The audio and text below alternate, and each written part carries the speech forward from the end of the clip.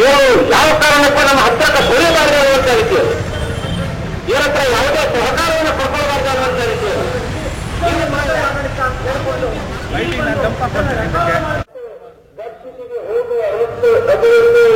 ಮಾನಸಿಕ ಸಂಕಷ್ಟ ಸಾಗರ ಕಾಮಗಾರಿ ಇದೀಗ ಎಲ್ಲರಿಗೂ ಕರೆದಿದ್ದಾರೆ.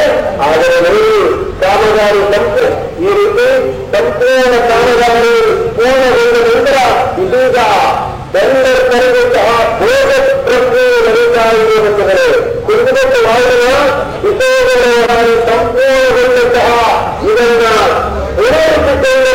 ಕರೆಯಲಾಗಿದೆ. ಯಾವ ರೀತಿ ನಾವು ಕಟ್ಟತಕ್ಕಂತಹ ಕುರಿತು ಹಣವನ್ನ ಹೇಗೆ ಮಾಡುತ್ತಿದ್ದಾರೆ ಎಂಬುದನ್ನು ಉಳಿಸಿಕೊಳ್ಳುತ್ತೇವೆ.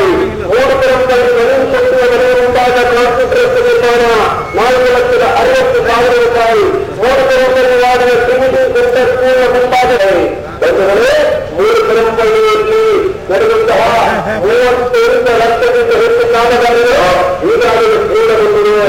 ಪೂರ್ಣಗೊಂಡ ನಂತರ ಇದು ಕಾಮಗಾರಿ ಸಂಪೂರ್ಣಗೊಂಡಿದೆ.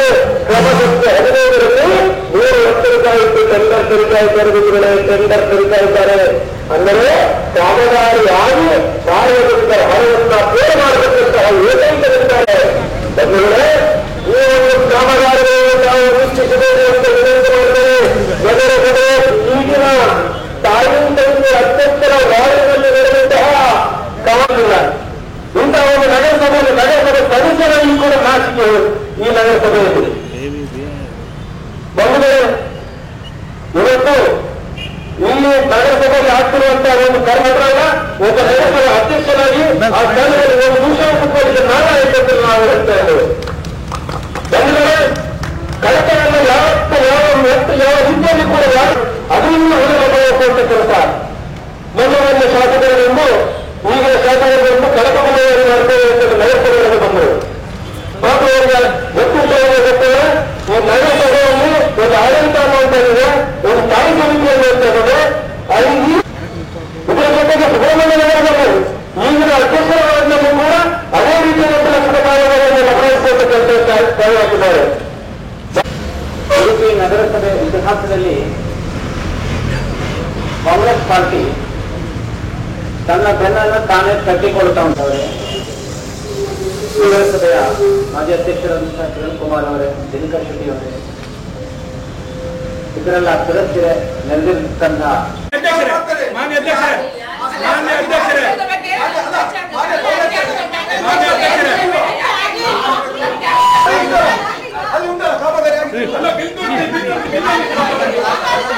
ಮಣ್ಣಿನಲ್ಲಿ 8 ವರ್ಷದ 8 ಲಕ್ಷದ 2 ವರ್ಷ ಅದನ್ನೀಗ ಬರ್ತಿದ್ದಾರೆ. ಅಲ್ಲ ಉಪಾಧ್ಯಕ್ಷ